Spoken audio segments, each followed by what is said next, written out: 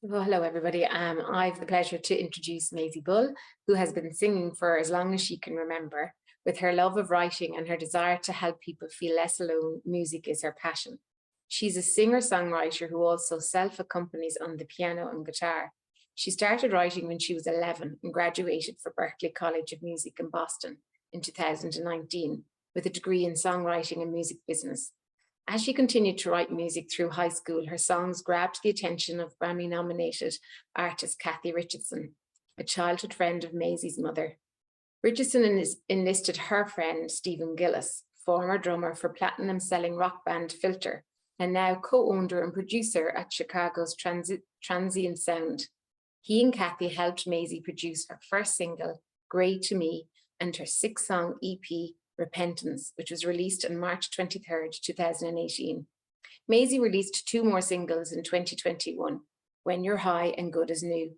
Recently relocated to Los Angeles, she's in the process of writing and recording more music to be released later this year. In the past, she has performed with acts such as the Kathy Richardson Band and Jefferson Starship. In addition to her songwriting and artistry, Maisie freelances as a vocal arranger for Capella Music. She was the music director of Group on the Vox during her time at Berklee, and since has worked with several other groups on arrangements and performance techniques. Maisie aspires to help people in a way that her favourite artists have touched her life. Her style can be described as folk-inspired pop with electronic elements. And we can learn more about Maisie at her website at maisiebull.com or on Instagram or Facebook or TikTok. I'll hand it over to you, Maisie. Good morning, everybody. The first song I'm going to sing today, it's called The Lime Tree. It's by Trevor Hall. I picked this one just because it's always felt to me like a very community-oriented song, and he's like, it took a while you'd find me, I was hiding in the lime tree, so it's about like coming out of hiding and embracing the love that the people around you are trying to show. I don't know if that's what it's actually about, but that's how I feel.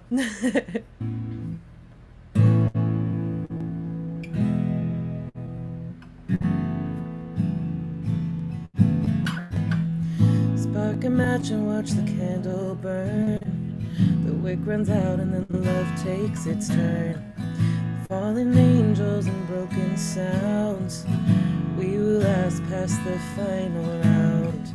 It took a while for you to find me, but I was hiding in the lime tree, above the city and the rain clouds. I poked a hole and watched it drain out. Yeah, yeah, yeah.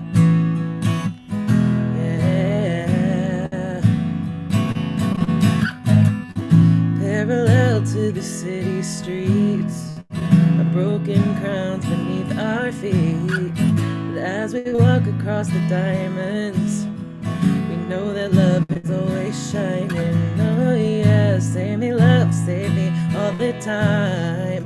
I wash it down with a simple sip of wine to let them know that all my loved ones, let them know that the stars, well, they still shine. It took a while for you to find me, but I was hiding in the lime tree, above the city in the rain clouds. I poked a hole and watched it drain out.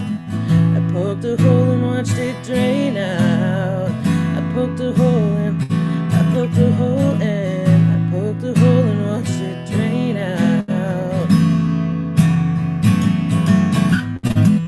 It took a while for you to find me, and I was hiding in the lime tree, above the city and the rain clouds. I poked a hole and watched it drain out. Oh yeah, it took a while for you to find me. I was hiding in the, above the city and the rain clouds. I poked a hole and watched it drain out. Oh yeah. Oh. It took a while for you to find me, find me, find me. I was hiding in the lime tree. Beautiful. Thank you so much, Maisie. It's a gorgeous song. I'm so excited that we're going to get to hear another song for you at the end of the service. So thank you for being here. with that, I want to welcome you all to a virtual speakeasy. I'm Maureen Muldoon. I'm a grateful member of this community. Speakeasy is where we get to speak easily about the limitless nature of God and love and life. And here we attempt to traverse tough and tender topics and truly impactful topics in the hopes of maybe cultivating greater understanding and grace. And we encourage you to not leave your brains or your beliefs or your backgrounds at the door. We don't have all the answers, but we love the questions. And today's lesson in A Course in Miracles is God is in everything I see because God is in my mind. And so I was just guided in this little meditation between Maisie's song of like, where are you hiding? You know, what a great question for all of us today. First of all, where are we hiding? And what are we hiding from? And then where do you see or think that God is hiding from you? When I was in a meditation many years ago, I got pretty deep and I had this experience where I recognized that everything was one. You know, it was a brief moment. Many people have had this brief moment. Maybe you've had this brief moment as well. And in that moment, there was euphoria and then immediately followed by frustration.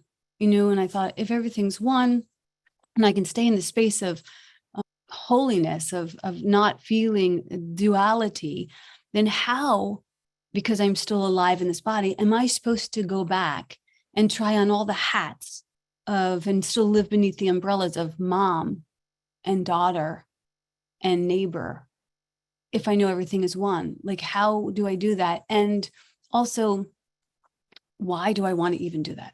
You know what I mean? Like, I've experienced this euphoria. Like, how do I like go back to being human? So we ride this experience of divinity and humanity. And we have teachers who have done this. You know, Jesus Christ was one of them. Buddha was one of them.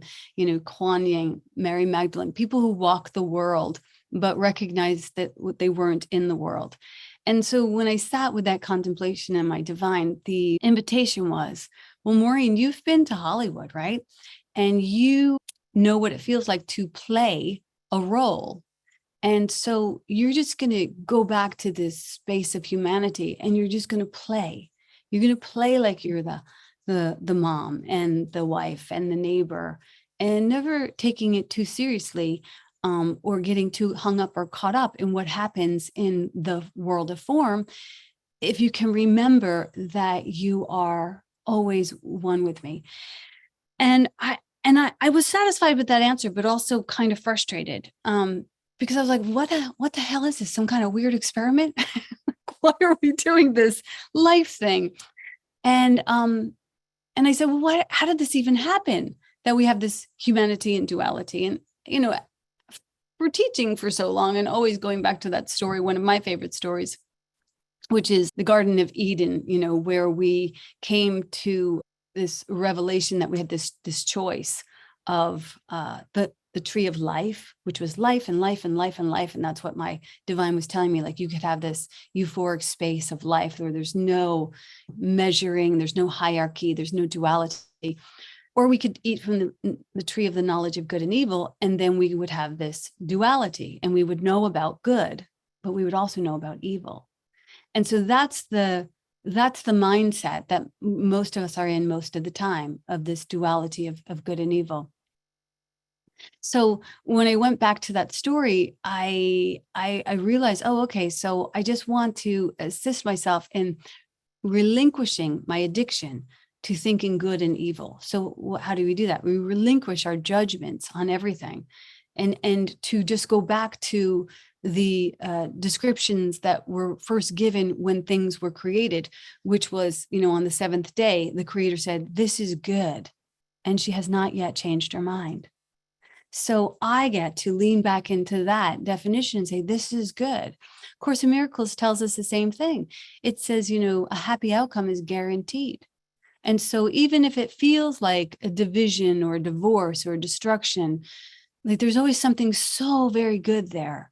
And we just get to sort of wade through the wreckage of it so that we can get to the sunrise.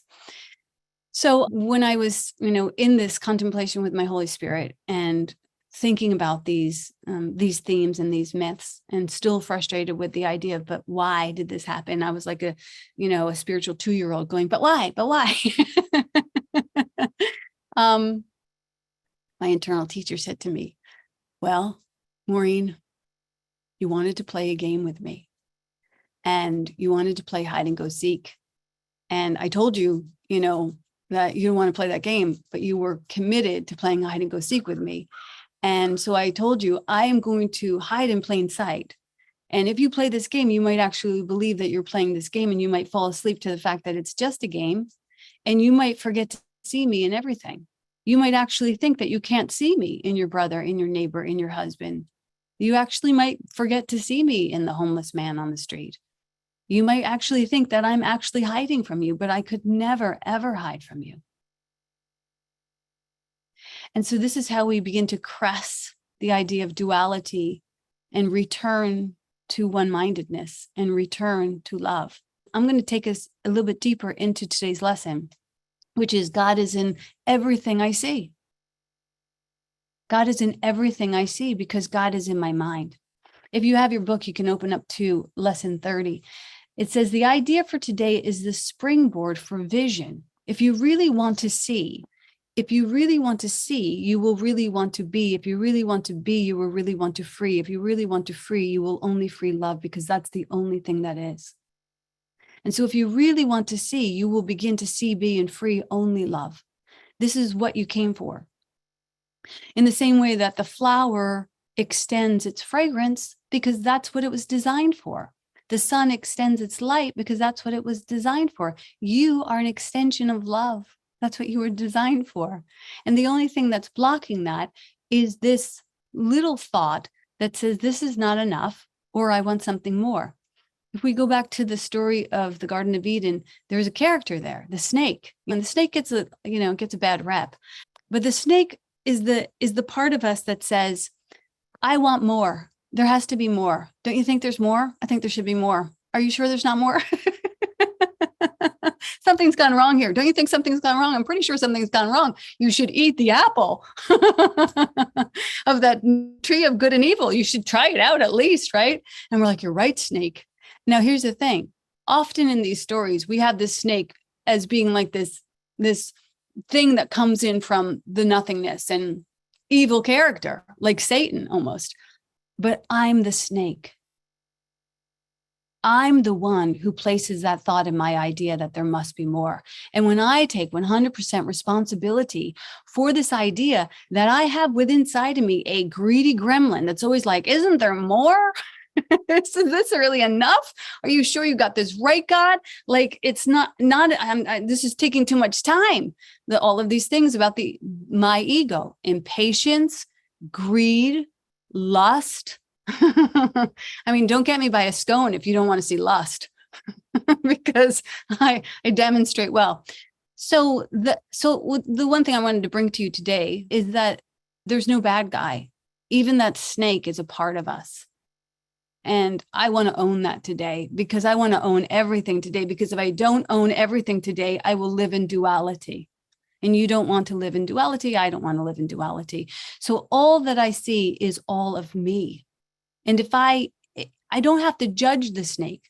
I could say to the snake, wow, you really are greedy for more because you're afraid that you're missing out on something, and you're peeping over the fence to something outside of this moment because there's a part of me that almost can't handle the brilliance and beauty of this moment. Like there's a part of me that might think I'm unworthy of the brilliance and beauty of this moment. Or there's a part of me that might think that I must have been abandoned by God. And so I must have been left here in this earth world. And so I must be looking for my mother over the fence. And, we're all just here, so we get to be just here and experience the nowness. And if we really did do that, the ego, the snake in me also knows that if I don't question it, I will awaken. And Marianne Williamson says that that's our greatest fear, that we will awaken, that we will wake up to the brilliance of the knowledge of good and good and good and good and good. So the idea for today, God is in everything I see, because God is in my mind, is a springboard for vision. And from this idea will the world open up before you, and you will look upon it and see in it what you have never seen before. Are you ready for that? Nor will what you saw before even faintly be visible to you. So what did I see before? Before I saw this world of good and evil. I saw sacrifice. I saw suffering. I saw pain. I saw all of these things that I gave attribute to God. But God is none of these things. So when I begin to forgive those ideas that kept me distracted and divided, then I can begin to heal my vision and actually see a world that's good and beautiful and holy. Now, if you told me about this even 5 years ago, I would have thought you were, and I've been practicing for a very long time. But I would have thought but do you really see a world that's good and beautiful and holy, or do you just make do with the world that is? Now, today I can tell you that you actually do see a world that's good and beautiful and holy, that when this book says that your vision can be healed, your vision can be healed. And for most of us here, we're vacillating. We're going between seeing good and good and good and good, and then a world of good and evil. So we still have some nooks and crannies where we want to sort of sweep the cobwebs and move into a greater degree of consistency, to maintain that state of heaven in our minds. When our Father says, heaven, bring heaven to earth, it's talking about through our minds. Our undivided minds can channel heaven here. So it goes on to say, today we're going to use a new kind of projection. We're not attempting to get rid of what we do not like by seeing it outside. So just like that snake, we're not going to say, oh, God, that horrible snake really fucked us. Oh, that damn snake. We're going to say, oh my gosh, I'm the snake. I'm the fucking snake, man. And then we can say, oh, what about that snake do I love? What about that snake is a call for love within me? What do I need to say to that snake within me that's greedy, that's sad, that's impatient, that's lonely, that's projecting all of these, illusions of not enoughness on the world and on everyone else? What do I need to really say to that little snake within me? And then right size it so that it's not driving the car. It can sit in the back seat, as Elizabeth Gilbert says in her book, Big Magic. She says to her fear, you're part of this family, fear, but you're not allowed to drive the car. You can sit in the back. And that's what we can do with that those little inner gremlins for ourselves. We can say, I see you, I hear you, I love you. Now sit in the back. Instead, we're going to try and see the world, what is in our minds and what we want to recognize there. Thus, we are trying to join with what we see rather than keeping it apart from us. This is the fundamental difference between vision and the way you see now. So the way I see now is I see a table, a chair, a lake. I see all these things, but I'm not seeing me. When I begin to actually heal my vision, then I see me. And I see me, and I see me, and I see all these things that I'm projecting.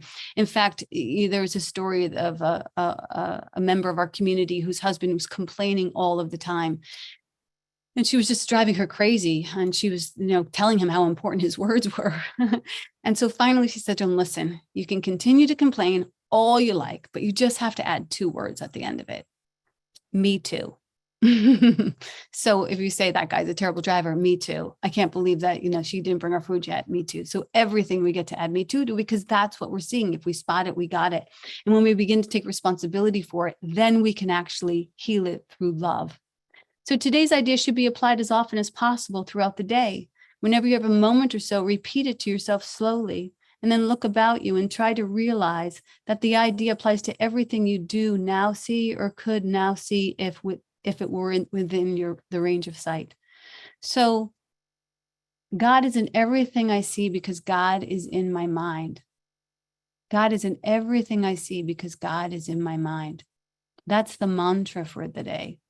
And I'm just going to close up the lesson and share one other thing, and then we can talk. Real vision is not limited to concepts such as near or far.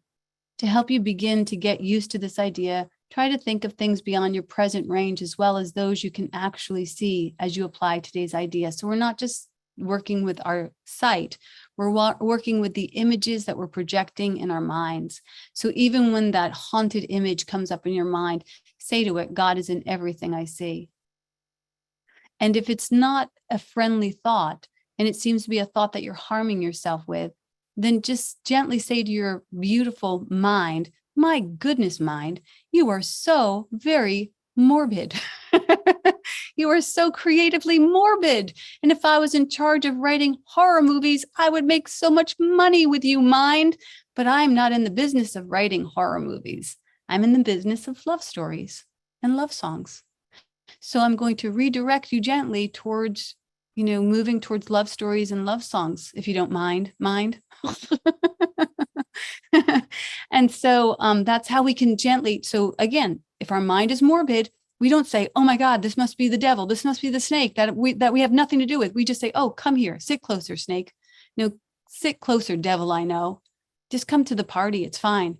Because beneath this monster is just like little kids at Halloween. Beneath these, monsters that we've projected are just little kids looking for love. That's all that's happening. Kevin Hart, the comedian, wrote a book recently called Monsters, and he talks about all of these monsters under the bed that he projected. And it's really beautiful to begin to see that and to reclaim that and to acknowledge that and to own that and to forgive it, because you don't have to have those monsters, man. I used to teach a lot, Course in Miracles, about how most of our fears were like these shadow puppets on the wall, and that we could actually trace it back to our own hands making those shadow puppets, and to think that we're scaring ourselves. So the final paragraph is, real vision is not only unlimited by space and distance, it does not depend on the body's eyes at all. The mind is the only source. To aid in helping you to become more accustomed to this idea as well, devote several practice periods to apply today's idea with your eyes closed, using whatever subjects come to mind and looking within rather than without. Today's idea appeals equally to both. If you're not a Course in Miracles student, I'm reading from one of the workbook lessons, which is lesson 30. And every day our community, or most of the people from our community, move through the lessons together. And today we have one group that's on lesson 30. So that's the exercise for today. I'm going to close with this one little practice, which I think might go very well with this idea of God is in everything I say. And it's a little practice that I used to do all the time without giving any real thought to. And I'm pretty sure it's one of the practices that is like responsible for 99% of my happiness, if you must know. And it's funny because as it turns out, its simplicity is surprising, and you can find it in all cultures. And it holds so much wisdom in this one action that I've been doing my entire life. And I started practicing it actually when I was in Hollywood. And I used the same practice, funny enough, in Holy World. So do you want to guess what it is? I bow. In Hollywood, I used it after shows. In Holy World, I use it for spiritual practices. And every morning when I get out of bed, and every morning before we do our morning calls, we tuck our chin and bow our heads. That's the pose. We tuck our chin and bow our heads. And we turn our third eye in so we can activate that inner wisdom. We turn away from the world. We go inside. We activate that inner knowing. And I often say, like, you go here, and then here, and then here, and then here. Because if we don't start with that bow, then we're going to start taking control of things that are not ours to take control of.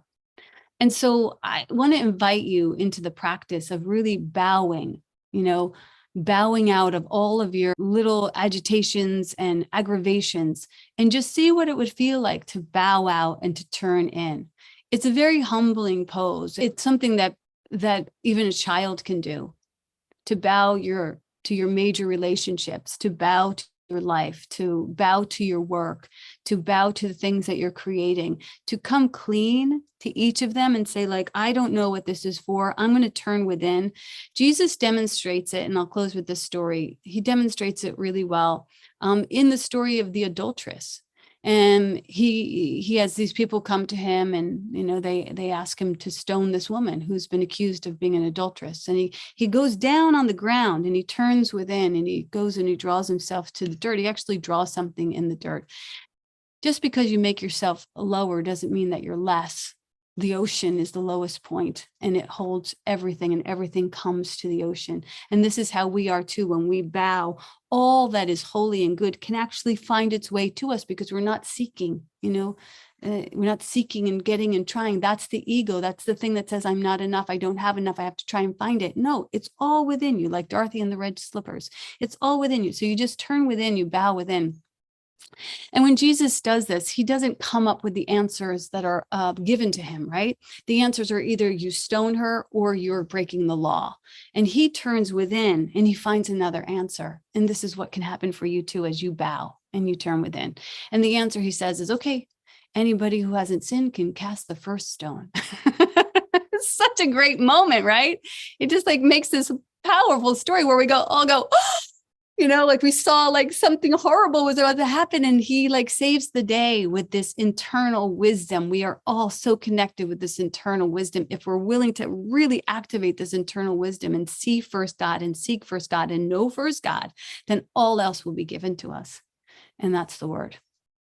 It's really beautiful. I guess I'm hosting as well. I was going to say, you're doing a really great job. Okay.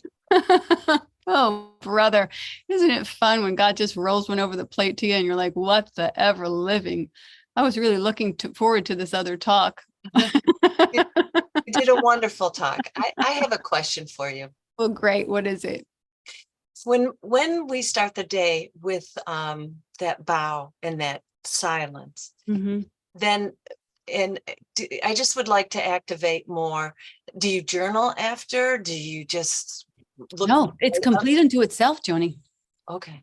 It's complete unto itself. Like, I'm not going to say like, don't journal or don't stretch or don't do whatever else comes next, but you don't have to make any other plans. A healed mind doesn't plan. It listens to the plan of God. And that's one way that we can listen to the plan of God. Now, you don't have to bow to listen to the plan of God, but it sure does help. I mean, it really is this really beautiful pose. And again, we see it in all of these different philosophies and theologies where it's just like, there must be something. Our teacher today was going to talk to us about somatic movement. I have no idea what those two words mean together, but I think they have to do with connecting movement with spirit. And that pose, again, when you see someone going like this, in every language, you know exactly what they're doing. You know exactly who they're talking to. You know exactly what's up. It's like this beautiful sign language that is available in all languages. You don't need to do more than that. I see Sinead has her hand up, but hi, Bella. Thanks. Thank you. Hi. You want to ask Sinead first, and then we'll come back to me? Hey, hang out while we talk to Sinead. Sure, yeah. Hey there. Hello there. What I was going to ask was, I loved the analogy, like it was a beautiful talk. And I loved the analogy of where you said, like that even when we're in that what feels like a spiritual crisis, and it's like we're wading through the wreckage because the sunshine is coming, and it's like even in that we still see God, because God's in our mind. And like when you were describing it of wading through the wreckage, I was like, yeah, sometimes we want to just stomp all over it and hide it and keep going and like go, I'm just going to run to the next thing because that's going to take away this pain. And actually in the meditation, when you said bow to, and really come within the divine, I could actually see in a wreckage of like where you gently pick it up and look at it and go, oh, isn't that interesting? Yes.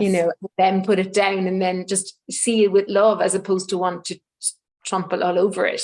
But I suppose my question was then when you were talking about that 2-year-old of going, bye-bye. It's how do you quieten that, a 2-year-old? Because I know I'm struggling with that at the moment with the situation where I just keep going, but why? Why did it happen? And why is this happening? Yeah, I know. I know that we have great impatience, but God has great patience for us, and it's the same mechanism the ego uses in regards to, but why is the same. It's equivalent to grief. So like when something dies, we want to know why it died, but it always had an expiration date embedded in this thing. And it's the same with this classroom. It's like the answer is the answer we don't want to accept because it's for your highest good. And God like will repeat itself 1,000 times and we're still, I don't hear you, but why? Give me the answer I want. The answer I want is because he's an asshole. That's the answer, right? Then I'll be satisfied. The answer is that he's wrong and I'm right. That's the answer, right? And the Holy Spirit's like, no, this is for your good. This is for your good. Wade past the wreckage. Has nothing to do with him or her or them. Just wade past that wreckage. And this is for you. And it is a gift in a strange disguise. But just like those trick-or-treaters, you don't want to be tricked up by the disguise, man. Like there's just a call for love, but also because you're engaged in it, it's not just they're calling for love. There's a place that it's hitting your call for love. So it's a mutual healing, and you don't, and to wade through it, would give you an opportunity to actually honor it. Don't try and jump in a rowboat and get to the other side. Really let yourself wade through this murk and mire so that you can honor it and know that it will pass, and it will pass. It will pass. But why is just, attempt to pet the cat in the right direction. That's all. Just take a breath and just like those trick-or-treaters, you want love. That but why is saying, I'm a call for love. So what can I do to love myself so I can pet myself in the right direction? I know I don't have all the answers, and not having all the answers really drives me fucking crazy. But like, this is what I can do today. I can go for a walk.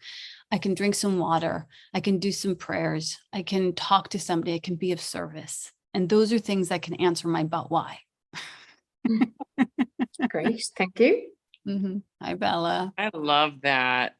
What a great job. Just like jumping right in there and bringing us the gold. Yeah, let's never do that again. Well, a healed mind likes to plan.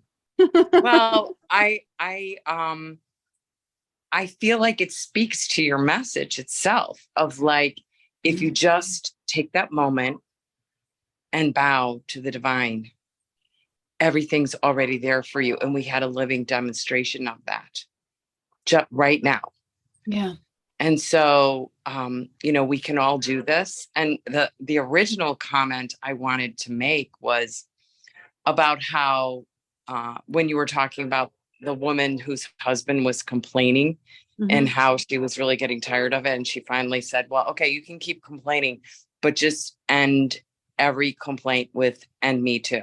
And I thought, well, anything that we could be complaining about, not just another person, but like, oh, there's dishes to do, or there's laundry, or there's bills to pay, or there's, somebody or something you have to go take care of, or you're angry at a political situation. It's like in every breath, we get that same opportunity to just bring the love in. Yeah. Instead of like, oh, there's dirty dishes. It's like, wow, I have dirty dishes because I had food to eat and I was able to enjoy it. And I have dishes and a home and a sink to wash my dishes in. And just to bring that love into every moment, every breath. And in that way, we're walking in gratitude for all that we have in it. And gratitude and appreciation, everything increases in value. Everything appreciates. Yeah. So I just feel like we're just immersed right now in this delicious soup of love. And I just want to keep basking in it. So thank you for bringing that word. Yeah, it's absolutely the truth. And here's the other thing. We really misuse time here. You think it's not going fast enough, or you think like, oh my God, it's too late. The ego will get us coming and going. So in gratitude, so because the sand in the hourglass is so short, every single granule of sand should be cloaked in gratitude because it's such a short ride. Like we're literally on the best ride we could possibly be on in all of the amusement parks in the world. We got to take it to the best one. And we're like, this is it. And yeah, there's downs and yeah, there's ups, but this is the ride that we got on. So when we're going down, it's like, but we don't have to take any of it seriously. And gratitude, I mean, the Course says we've been given 1,000 reasons to gladden ourselves and we refuse them all. And we make that a national pastime of judgment and criticism and fear and condemnation and comparison. And, it's just really taking this gift and just like vomiting on it. Sorry for being so gross, but that's it. You know what I mean? Like, you see people who are grateful. Jody Murphy, my dad, there's people who just like live in this gratitude, and they're just so well lit. They're just so well lit. Like, everything has a silver lining, and you want to hang out with them. Yeah. And I want to just add to that in terms of like every grain of sand in that hourglass makes a difference. Mm-hmm. It's like, if you understood that no matter what you're saying, this person is jerk, or, oh my gosh, they're so amazing. All of life is saying yes to whatever you're putting out there. Yeah. And so it's like, well, what do you want to say yes to? What do you want life to say yes to? I have everything. My life is amazing. It is incredible. Yes to health. Yes to prosperity and abundance. Yes to loving community and supportive friendships.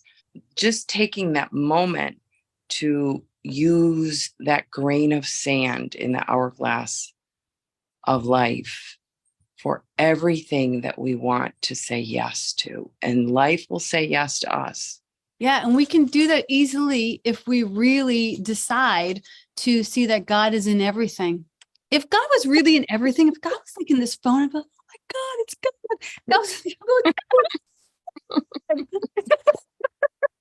Probably go insane. But, if we really saw that God, and we could substitute love, if love was in everything, then everything would be namaste. Namaste, I bow to you. Speaking of bowing, my Christ self bows to the Christ self in you. And we could have an eternal holy communion here, in this moment, and then in the next moment, and then in the next moment, if we really got this one lesson, this one concept, that God is in everything we see. It's incredible. I had the opportunity to sort of put that in action this weekend because I was away at a lake house with cousins, and one of their sons had a girlfriend, and they were all like lovey-dovey. Mm-hmm. And they were like, they should not be so affectionate or in front of everybody. And I was like, you are so lucky. You have like this gorgeous, healthy son, and he's just growing up and learning life, and you get to witness it.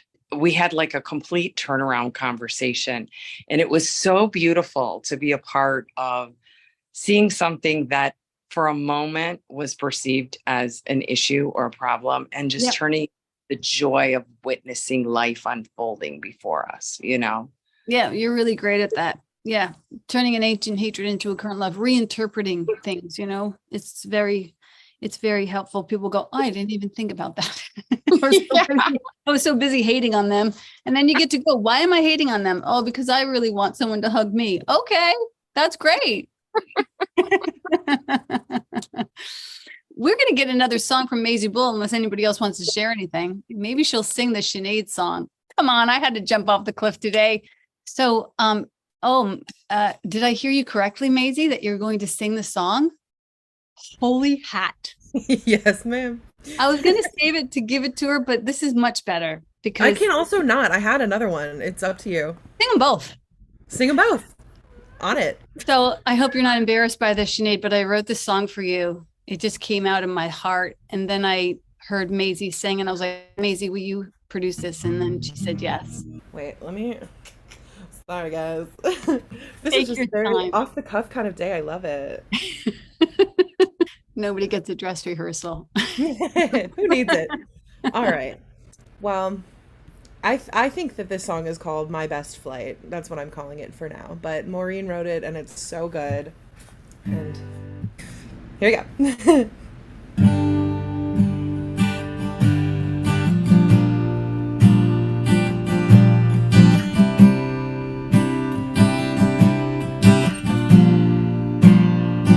I've been caught in silence after what I heard. I've been seeking stillness. You can't trust your word. 'Cause I'm standing in the fire, and I'm howling at the night, rising like a phoenix. This is gonna be my best flight. My best flight. You shook my cage and awoke my rage. Was blind, but now I see. Thought that I'd be buried. Don't you know that I'm the seed? Your picket fence and small defense won't save you from your truth. There are cracks in your foundation you can't hide beneath the roof. 'Cause I'm standing in the fire and I'm howling at the night, rising like a phoenix. This is gonna be my best flight. My best flight. My best flight.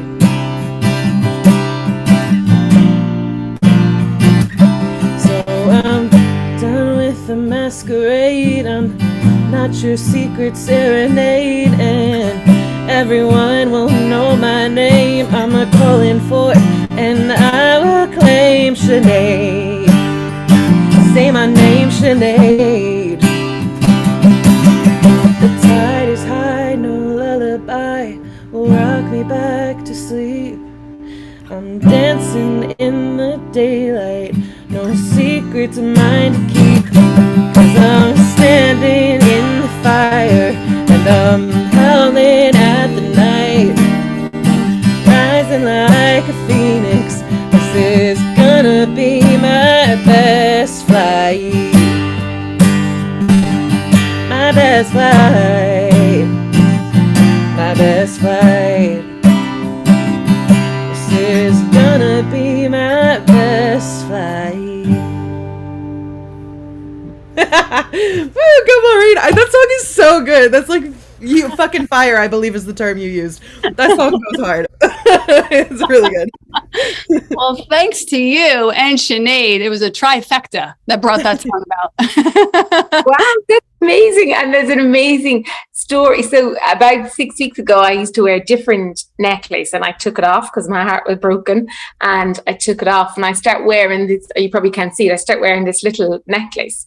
And because I had an angel on it and a wing. And I said to my daughter the other day, I said, only last week, I said to her, oh, you know, I really love this angel and little wing. And she looked at me and she went, Ma'am, that's not an angel. She said, that's a phoenix.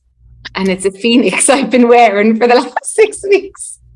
And it was when I looked at it, I went, oh my God, it is a phoenix. I said, I never realized that. And she said, yeah, it's a phoenix because I gave it to you when she had given it to me before. And I just never had wore it. So yeah, so I've been wearing this little phoenix on my neck for the last 6 weeks. Of course you have. Yeah. Who needs an angel when you can get a phoenix? Thank you so much, Maureen. That is a fabulous song. I'm glad you like it. I'm glad you like it. Now we can close up with another song, if it's okay, Maisie. Sure. I was actually going to sing one that I wrote, which is quite similar, actually, like sonically. But your talk made me think of it. I was going to sing something else, but when you were talking about like, I've been working on this specifically lately, just in terms of like realizing that like I am the thing that is getting in my way at this point, that like, you know, we grow up and we learn to protect ourselves the best that we can with the wisdom that we have, but it's all on this sort of like three-dimensional physical plane. And sort of the final boss is when you're like, oh, like, it's me. Like, I have to, like, thank you so much, ego, for fighting for me when, you know, no one else did. But, like, you can stand down. Like, we're not in a war anymore. Now we can learn to lead with love. So I wrote this song because I just want more magic and whimsy in my life. And I got to the point where I was frustrated of standing in my own way. So this song is called Here I Go. And it's just about taking that step and, like, doing the damn thing. Yeah. Which I haven't played it in a couple of days, and I wasn't planning on it, so forgive me if I... Anyway. You do no wrong.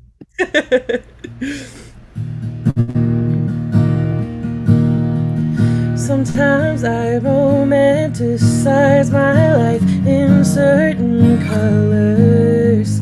Give me green and painted gold and show me purple lovers. Let me see something something magical enough to call to me. Something more than just a daydream fantasy. Every winter feels too cold until you build the fire. Sometimes treasure turns to cold and lingering desire. Let me be somewhere I can find what I set out to seek. Somewhere I have never really seen. I want so much more than a cyclical life I'm living now. It's getting critical. I need to explode. Wanna feel it all around me. Take over my body. Here I go.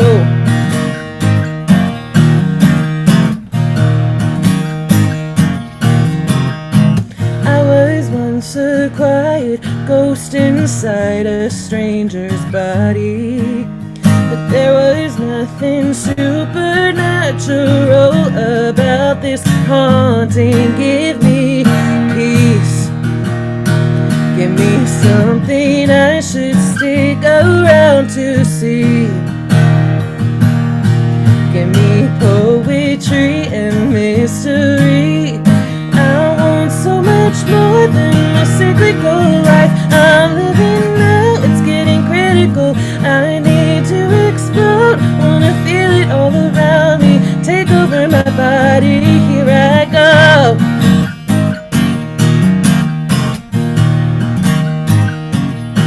Here I go.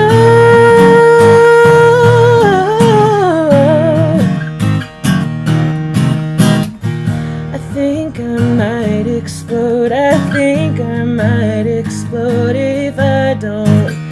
I think I might explode if I don't find that gold. I think I might explode. I think I might explode if I don't. I think I might explode if I don't find that gold.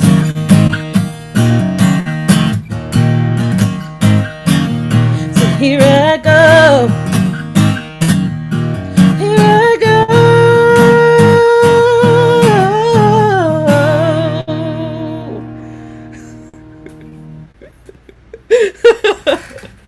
That song is difficult.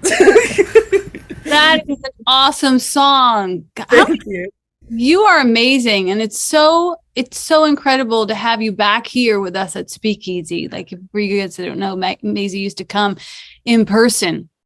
We were brick and mortar and blow the roof off, and it's so nice that we get to stay connected. And I'm thrilled with the production of that song. We're working on another one after this one, so our tour is going to come out. It'll be called The Phoenix. Angels and Phoenixes. Mary Keaton, and we forgot to invite people to support us. So I'm putting you back up there. So you might. Yeah, I know. But I think just Maisie was just absolutely stunning. And she, the way that we manage Speakeasy is to bring emerging and established artists to come and help us with our spirituality, and Maisie just did that with socks on. And just to say that Speakeasy is a non-for-profit community, and we do exist on the generosity of our community members. And thank you to all those who've already given. But we are approaching quite a difficult time, and actually would be extremely grateful of anything that anybody can give to help us bring spiritual leaders and artists to our Sunday service and to keep these important conversations going. So if you were spiritually fed by today's conversation or talks or Maisie's fabulous music, I invite you to go within and see what is yours to share. The donation link is on the chat, as well as on our website, speakeasyspiritualcommunity.com. And thank you ahead for your generous support. So thank you, Mary. And it takes all hands and hearts to come together and continue to create this community that's been going strong for 10 years. And though we've taken a little dip, which we do during summer times and not having the classes, but we do have classes coming up. We have a grief class that's going on right now. There's two more spots left in it. And then we also have Course in Creating, which we hope you all sign up for.